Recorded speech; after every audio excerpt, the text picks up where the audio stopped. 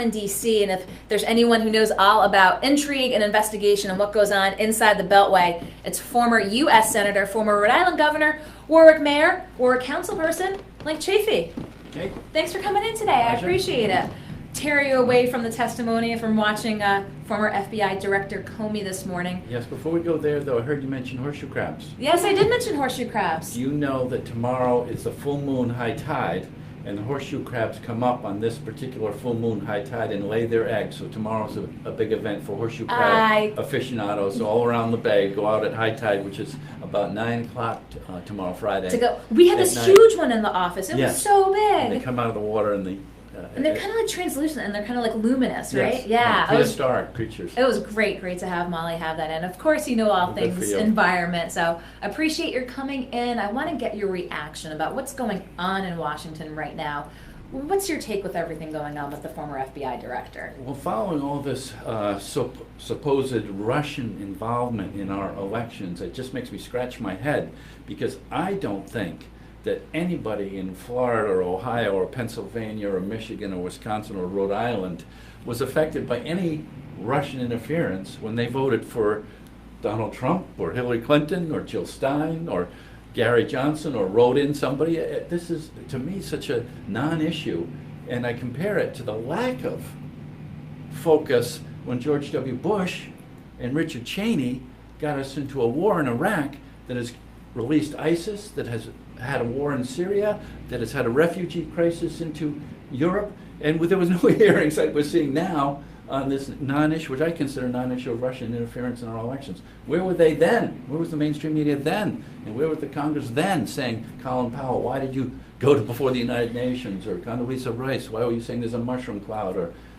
Bush and Cheney themselves, why were you telling us? So you would have liked to seen the same a level of scrutiny that we're seeing today with what you're saying as a non-issue with the former FBI director. Yes.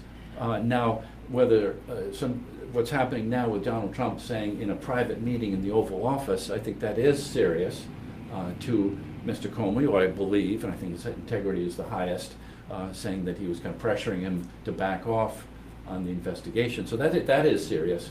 And I have to say, I don't agree with anything Donald Trump, 99.9% that he stands for, but I'm just mystified by this sledgehammer approach on what I consider a non-issue.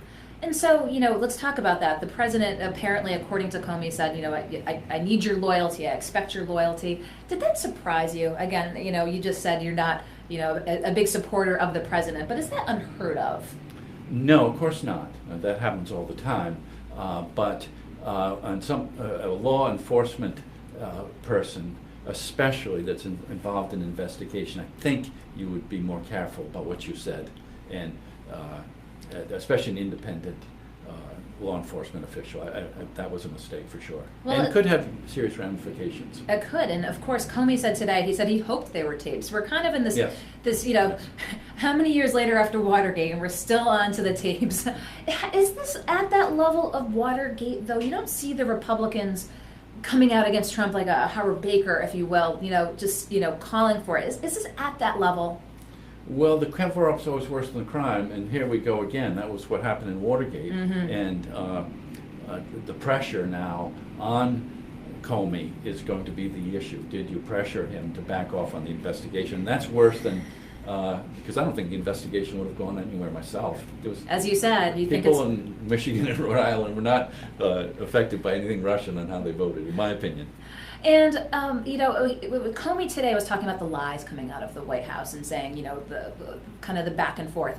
But, on the flip side, it seems like the Democrats and folks who are out against Trump has to bubble to the level of obstruction of justice, does it not? Yes, that's true. Do you think that they'll get to that level to say, everyone's saying, impeach Trump, impeach him, but there has to be proof that there was intent for obstruction of justice, was there not? Well, unfortunately, Donald Trump kind of creates his own problems, and Senator McConnell was saying less drama, and it seems like every day there's just more drama and less drama, and let's fix the Affordable Care Act, whatever that's going to be. There's a budget that we have to put together for the United States of America. There's the infrastructure that President Trump was talking about. Let's get away from all the drama and focus on making America work and getting people back to work. And getting a good healthcare system, all those things the government should be providing.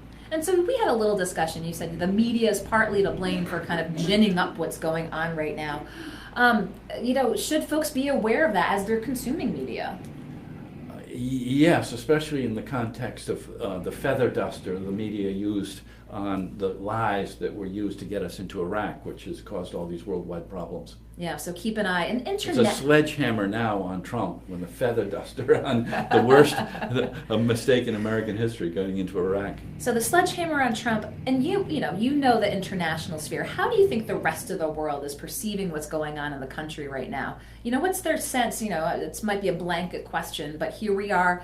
Again, all eyes focused on the Senate Intelligence Committee. How is the country positioned in light of these actions taking place? I don't think well. I just don't think well.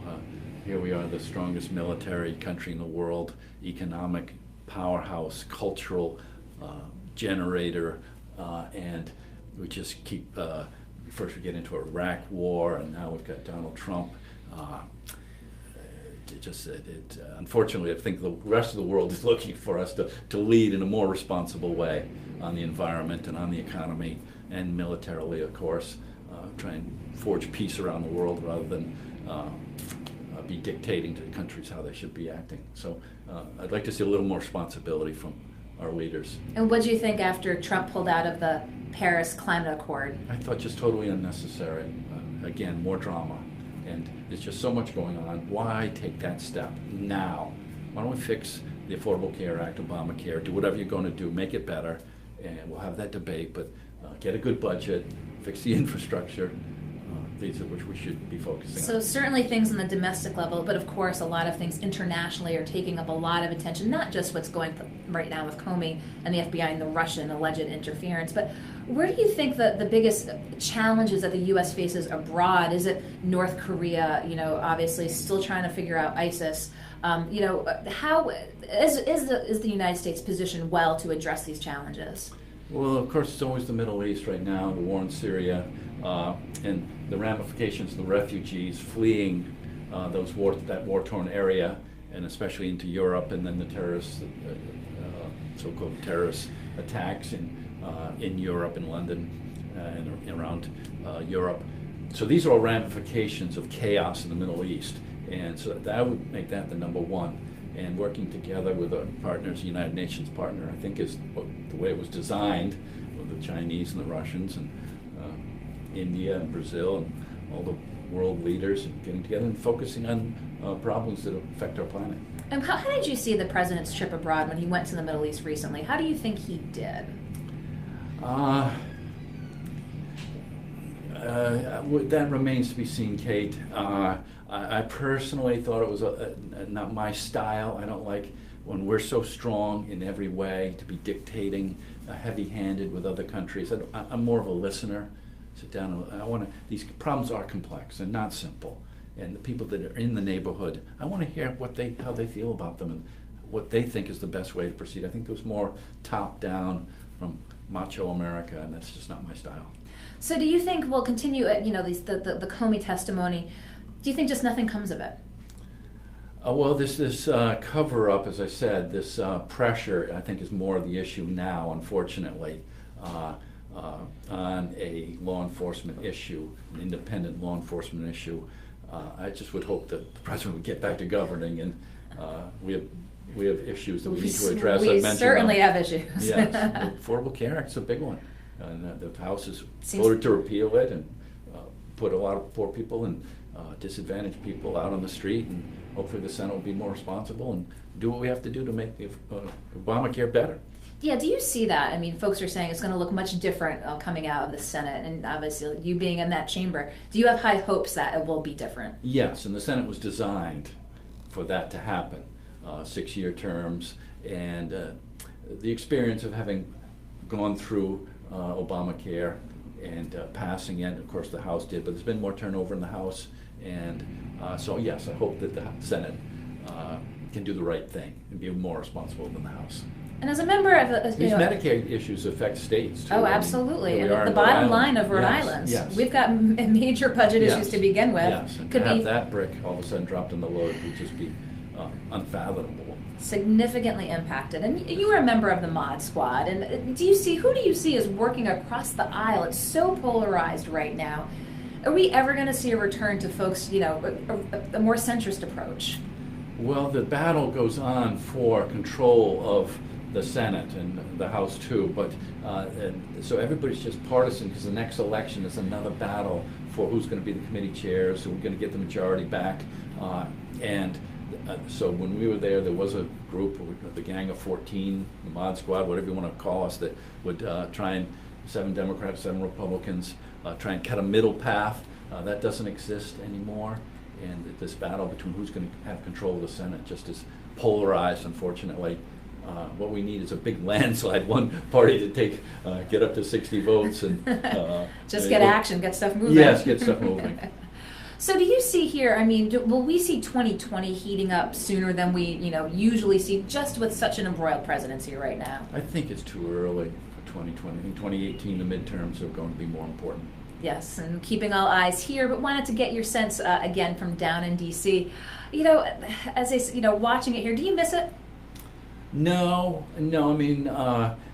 I ran for governor, of course, became governor, and I enjoyed that job. Having been a former mayor, I like to get my dirt under the fingernails. I do miss the national issues and the international issues on the foreign relations. I've served on the Foreign Relations Committee and chaired the Middle East Subcommittee, and I like listening to the problems and trying to craft solutions to them. But that's not in the cards right now. Would you say you enjoyed being governor maybe more than being senator? They're so different. Yeah. They're so different. I don't enjoy them both.